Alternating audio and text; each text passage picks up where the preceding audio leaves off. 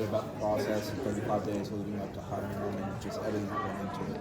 Yeah, when you go through this process, and really you start this process years in advance, every program, we're looking constantly, trying to evaluate coaches across the country. I don't care if it's lacrosse or men's basketball, but we've been looking at Luke for a while. We've been looking at numerous coaches for a long time and studying, watching them when the game's on. When you see the Kings are on, you watch, try to evaluate and see how the team's doing, but evaluate also the player relationship and how the coaching on the bench goes and all of the above. And this process is just going through it, and that every interview he was so prepared, knew Florida State, but also more importantly talked about the culture, the fit, and the style of play he would bring, which really excited me. So I tried to stump him sometimes on some questions in interviews, but he was always so thoroughly prepared to talk about his core values and what he was going to bring to Florida State. So we couldn't be happier with the direction of the program. Was there any trepidation at all that he hadn't been a head coach? And was that something you guys talked about? And how does he go about saying, I'm ready for this, and convincing you he's ready for something like this? Yeah, that's a great question, Corey. And it is something. That's a question I discussed with him and talked to many people in the NBA about it, talked to many people in collegiate ranks about. But when you look at his background, who he's learned under, and then you look at what he brings, and you talk about the game and what he was going to do, and he talked about where the direction of college basketball was going, which I believe in as well. And you look at how effective he's been able, whether as player development when he was doing that, and then as an offensive coordinator or defensive coordinator, and just his success in the game of basketball, I knew he was ready.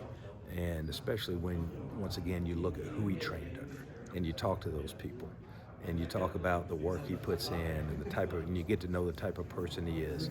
I think he's more than ready at his age to take that next step. And if it wasn't going to be us, it was going to be someone, probably in the NBA. He was on that fast track when I talked to people in the NBA. So when given this opportunity, I really wanted to get to know him, and I have full confidence he's ready for this job. And how much did it weigh the fact that he is a Nole, played here for 4 years, a little bit like Link in that sense, that it matters to him, that he wants this program, it's his program, and he wants it to be good and great? It matters. It's a factor. I wouldn't say it's a deciding factor at all, but it is a factor, and it shows his passion, his love for this place, Stevie's love. They're both from Florida. They know the area. They know the state. So it is a factor when we look at it, especially if they're qualified. And you look at his preparation, his qualifications, and everything he brings to the table. But more importantly, as I mentioned, he fits us. Whether you played here or not, if you don't fit the culture we have amongst our head coaches, the culture we have in the department, the university, that's very important to me, that we have a special culture here and that he comes in and fits within that culture. Before the process of hiring him, do you remember the first time you met him and what stood out from that first meeting? That's a great question. The first time I met him, he came back maybe 3 years ago, All-Star break, to see a game, had a brief 2-minute conversation with him, met Stevie, welcomed him back, and that was the first time I met him. But I'll tell the story. That same meeting, I'm walking with Leonard Hamilton after the game to the presser, and Leonard just went and he goes, "That's a great coach. Keep your eye on him." And so we did. And through that conversations, as we started this process, it really just, that shined. How qualified he was and how much he brings to the table. Michael, did you have any conversations with Luke about what type of commitment and resources he's looking for from your administration? Yeah, I'm very open to it. Going through this process, you'll learn I'm very transparent. From day one, here's what the budget is, here's where we're going, here's what we're doing, staff salary wise, here's the direction we're going, more importantly, what we're going to build on. And so yes, he's very aware when we have those open discussions. I do that with all my coaches. We're very transparent on where we are, budgets, everything. It's one thing when I hire a new coach, I never want them to come and say, "You did tell me about this." We're very transparent in our discussions. We've seen a lot of college basketball programs hire general managers of late. Mm-hmm. Does Florida State basketball need a general manager? That's something we talk about, but also it's my style to hire the general. let him figure out what the roles of those lieutenants are, and then what the soldiers are going to look like. I concentrate more on the relationship with the CEO of each program, of my head coaches, and then I let them determine how they want to build their program. I don't macromanage in that way.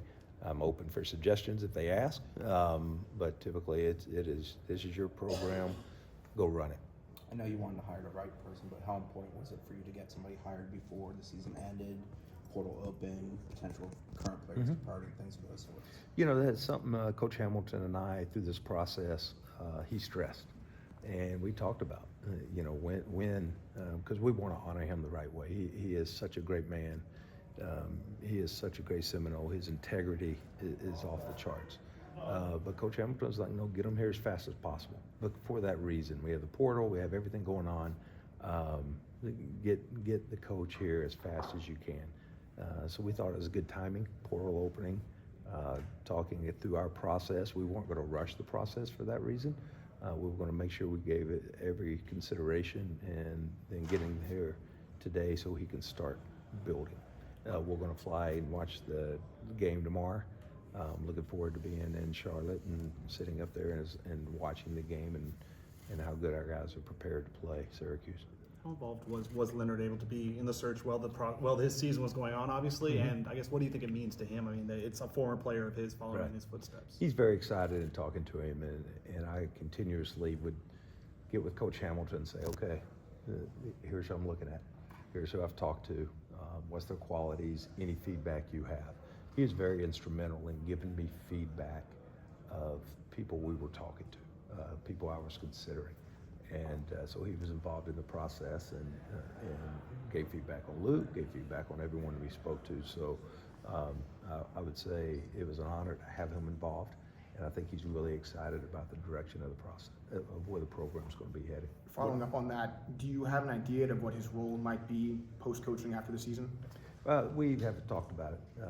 We want to get through the season, but I know one of the qualifications of everyone I spoke to was to honor Leonard.